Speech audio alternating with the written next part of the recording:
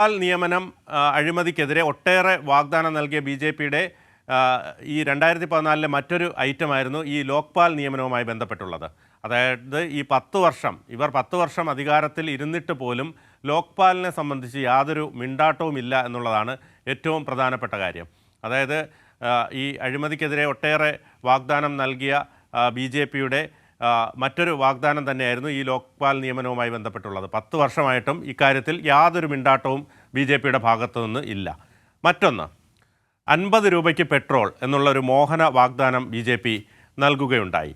അധികാരത്തിലെത്തിയാൽ ഇന്ധനവില നിയന്ത്രിക്കുമെന്നും 50 രൂപയ്ക്ക് 1 ലിറ്റർ പെട്രോൾ ലഭ്യമാക്കുമെന്നുമായിരുന്നു ബി.ജെ.പിയുടെ 2014 വാഗ്ദാനം. നമുക്കറിയാം, മൻമോഹൻ സിംഗ് സർക്കാർ ഭരിക്കുന്ന കാലഘട്ടത്തിൽ പെട്രോളിനും ഡീസലിനും അടിക്കടി വില കൂടുമ്പോൾ നമ്മൾ കേരളത്തിലെ നേതാക്കളൊക്കെ ഈ വിറകും ഒക്കെ ആയിട്ട് സമരം നടത്തുന്നതൊക്കെ പലപ്പോഴും കണ്ടിട്ടുണ്ട്. പക്ഷേ അതിന് ഒരു മാറ്റം വരും എന്ന് പറഞ്ഞുകൊണ്ടാണ് അധികാരത്തിലെത്തിയാൽ പെട്രോൾ വില നിയന്ത്രിക്കുക. അതായത് 50 രൂപയ്ക്ക് പെട്രോളും ഗ്യാസിനും ഒക്കെ വളരെ വില കുറച്ച് നൽകുമെന്നായിരുന്നു ബി.ജെ.പിയുടെ 2014 ഒരു വാഗ്ദാനം. എന്നാൽ അധികാരമേറി 10 വർഷമാകും മുൻപ് തന്നെ പെട്രോൾ വില സെഞ്ചുറി അടിച്ചു എന്നുള്ളതാണ് ഏറ്റവും പ്രധാനപ്പെട്ട വസ്തുത, ജനങ്ങൾ പരിശോധിക്കേണ്ട മറ്റൊരു വസ്തുത.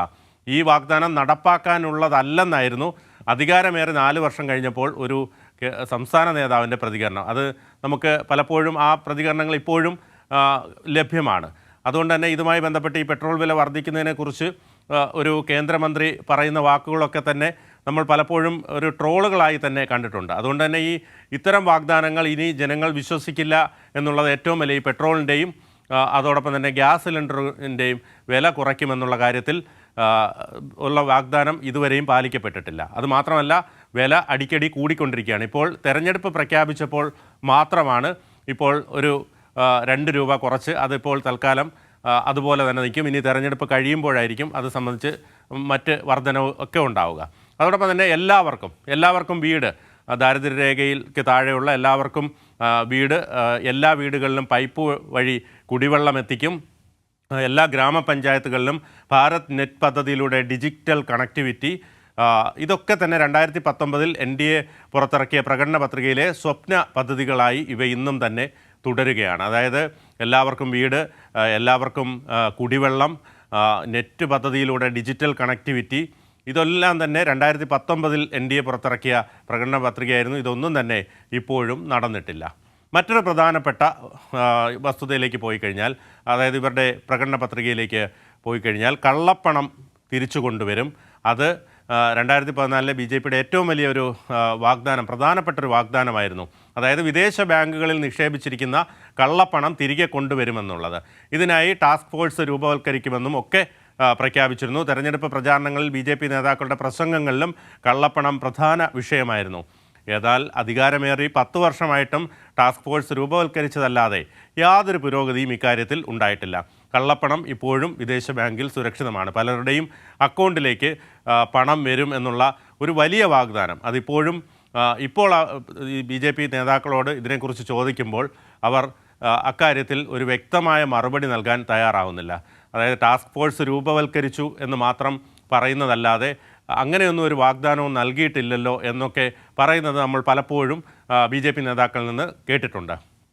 മറ്റൊരു പ്രധാനപ്പെട്ടത് പാവങ്ങൾക്ക് മൊബൈൽ ഫോൺ, അതായത് IT പത്രികയിലെ പ്രധാനപ്പെട്ടൊരു വാഗ്ദാനമായിരുന്നു. ദാരിദ്ര്യരേഖയ്ക്ക് താഴെയുള്ള എല്ലാവർക്കും സൗജന്യ മൊബൈൽ ഫോണുകൾ നൽകുമെന്നത്.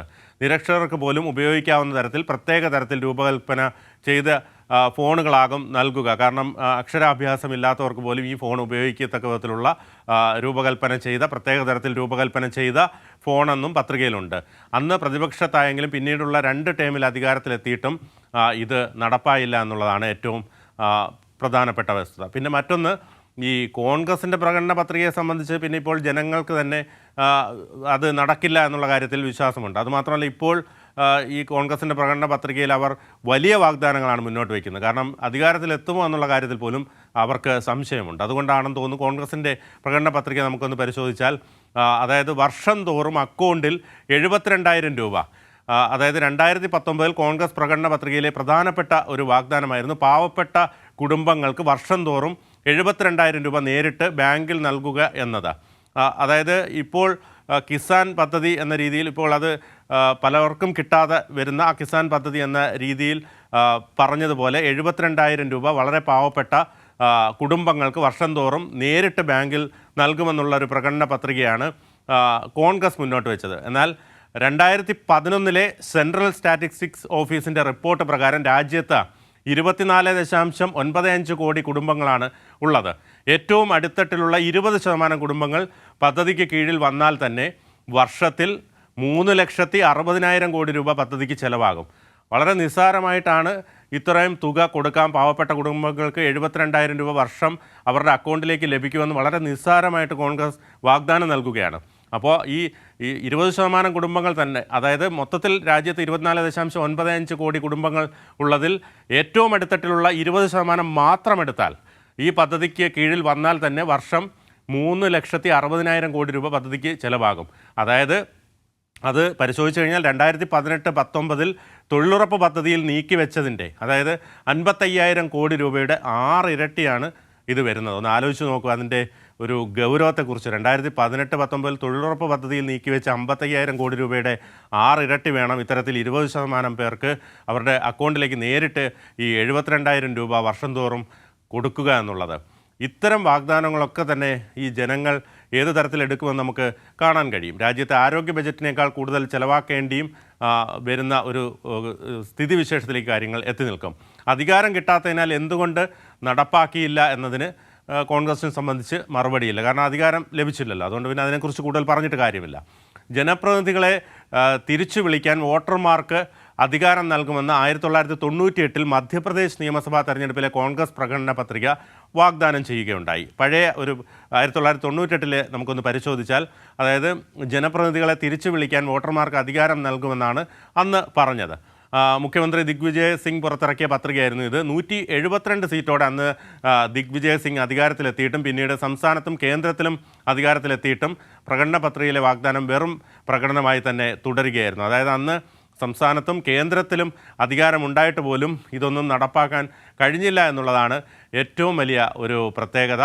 അതുകൊണ്ട് തന്നെ ഈ പ്രകടന പത്രികയിലെ വാക്കുകളൊക്കെ തന്നെ ഒരു വാഗ്ദാനങ്ങളൊക്കെ തന്നെ നടപ്പാക്കാത്ത ഒന്നായി തന്നെയാണ് ജനങ്ങൾ കാണുന്നത്. 2009 കോൺഗ്രസ് പ്രകടന പത്രികയിലെ മറ്റൊരു ശ്രദ്ധേയമായ വാഗ്ദാനമായിരുന്നു പൊതു അടുക്കള എന്നുള്ളത്. അതും വാക്കിൽ മാത്രം ഒതുങ്ങുകയാണ്. അതായത് ഭവനരഹിതർക്കും കുടിയേറ്റക്കാർക്കും എല്ലാ നഗരങ്ങളിലും സാമ്പത്തിക ആനുകൂല്യത്തോടെ പൊതു അടുക്കള സ്ഥാപിക്കുമെന്നായിരുന്നു വാഗ്ദാനം. അതൊക്കെ തന്നെ ഇപ്പോൾ ഒരു വെറും വാക്കായി മാറുന്നു എന്നുള്ളതാണ്. അതുകൊണ്ട് തന്നെ ഇത്തരത്തിൽ UPA-യുടെയും NDA-യുടെയും ഒക്കെ ഇത്തരത്തിലുള്ള തെരഞ്ഞെടുപ്പ് വാഗ്ദാനങ്ങളൊക്കെ ജനം പുച്ഛിച്ച് തള്ളുന്ന കാഴ്ചയാണ് നമുക്ക് കാണാൻ കഴിയുന്നത്.